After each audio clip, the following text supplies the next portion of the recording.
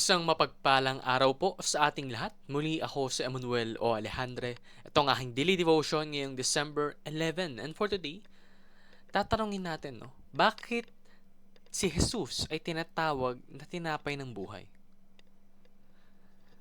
In our church, when we do our communion, we sing the song na nagsasabing si Jesus nga ay tinapay ng buhay, no? Ang saro ng bagong tipan. And it always makes me wonder, why? Why is Jesus being compared to the bread of life? Now, when Jesus declares himself as the bread of life, one of his 7 I am statements, because in the Bible, there are many I am statements declared by Jesus, na kung saan ito daw po ang mga nag-describe sa kung sino siya, kung ano yung identity niya, no? And isa po ito sa kanyang mga identity. And he reveals that he alone satisfies the deepest hunger of the human soul. Bread sustains physical life, but Jesus sustains and satisfies spiritual life by giving himself fully to his people. His saving work provides true nourishment, securing eternal life, and strengthening believers to live by grace each day. Sabi nga sa John chapter 6 verse 35, Then Jesus declared, I am the bread of life. Whoever comes to me will never go hungry, and whoever believes in me will never be thirsty. Now, in the history of mankind, maraming na-develop, na pagkain, delicacies, na nagpapasatisfy sa atin. But, in the old times, isa sa mga luxuries yung pagkakaroon ng bread, no? Ito yung talagang necessity ng mga tao upang sila'y tuluyang magkaroon ng energy at mabuhay. They need bread. This is the same as we need Jesus in our life. Maaaring yung tiyan natin, kailangan ng bread, na literal, yung tinapay. Pero yung buhay natin, kailangan ng Jesus.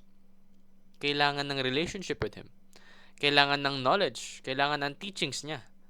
Kung wala ito, we are not complete. Sabi nga, you cannot have eternal life apart from Christ. Unang-una, hindi ka pwedeng magkaroon ng buhay na walang hanggan kung malayo ka kay Kristo. Dahil si Kristo ang nag-provide nito. You can only achieve eternal life if you have faith in Jesus and what He did on the cross. No? Isa pa, you cannot find satisfaction apart from Christ. Maraming mga bagay na makakapagbigay sa iyo ng kasiyahan sa mundo. Fame, money, power, luxuries. But it will not satisfy you. I mean, sure, it can make you momentarily happy. Pero yung eternal satisfaction, makukuha mo lang yan kay Kristo, sa ating Panginoon. And lastly, you cannot find nourishment apart from Christ. Yung mga binanggit ko dati, yung fame, money, power, that's not nourishment. Sometimes, it can even be poison na nakakapagpasira ng buhay mo. How many times have you heard of someone successful? Say for example, Hollywood actresses na naligaw sa buhay. Na kahit mayaman, malungkot. Marami, no? That's, well, I don't want to presume, but I can confidently say na kapag si Kristo nasa buhay mo at hinahayaan mong baguhin kanya each and every day, sinasabuhay mo yung kanyang mga katuruan, you will be satisfied. Because yes, it's very hard to to do everything that the Bible tells you. But following Jesus with your whole heart, with your whole mind, with your whole soul, and with your whole body, you will never go wrong. So feed on the teachings of Jesus daily. Treat it as bread, as nourishment para sa iyong pamumuhay, yung everyday life mo. Talagang meron akong prinsipyo na kung lahat ng tao sa mundo sinusunod lahat ng katuruan sa Biblia, napakasarap. Kumbaga yung culture sa heaven naging culture dito sa earth. This is heaven itself, no? Kumbaga sa panahon na mangyari yon, because it will happen, then earth will be an extension of heaven.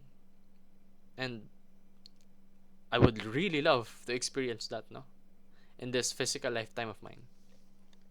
So, kung gusto mo rin yon, you should also follow and feed on the teachings of Jesus. Ngayon, nabanggit ko to follow. Kasi, sabihin nating ini-ingest mo nga, ina-absorb mo yung mga katuruan ng Panginoon. Pero hindi mo naman ginagawa sa buhay mo. That's useless. Knowledge not applied in the real world is useless.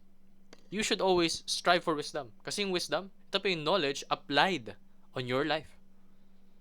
So, in order to find satisfaction and rest, you need Jesus. And you need to follow His every word and follow His every teaching. Yun lamang po ang aking daily devotion. Maraming salamat sa pakikinig. Pagpalain po tayong lahat and let us all give glory to God.